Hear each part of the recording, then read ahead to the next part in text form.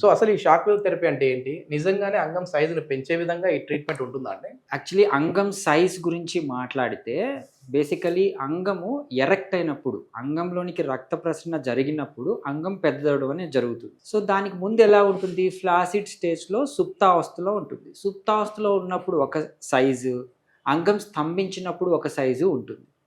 Basically మనము ఇప్పుడు shock wave therapy అంటున్నాం కదా, ఈ షాక్ వేవ్ ఏం చేస్తుంది అంటే అంగానికి రక్త ప్రసరణ అనేది ఇంక్రీజ్ చేస్తుంది. సో సైన్స్ ప్రకారం ఎప్పుడైతే అంగానికి రక్త ప్రసరణ పెరుగుతుందో బేసిక్గా సైజ్ ఇంప్రూవ్మెంట్ అనేది జరుగుతుంది. అంతేగాని ఇది మనము మెడికేషన్ ఇండ్యూస్డ్ అంటే ఒక ఇంజెక్షన్ ఇవ్వటము, లేకపోతే ఒక టాబ్లెట్ ఇవ్వటము, ఆపరేషన్ చేసి సైజ్ పెంచడం కాదు, న్యాచురల్ వేగానే ఇంప్రూవ్ అయ్యేది.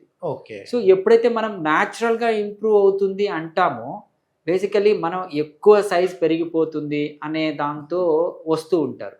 సో నేను క్లారిటీ ఇవ్వడం ఏంటి అంటే ఇదేదో పెద్దది అయిపోతుంది, అంగం సైజు ఇంప్రెసివ్గా తయారవుతుంది అనేది కాదు.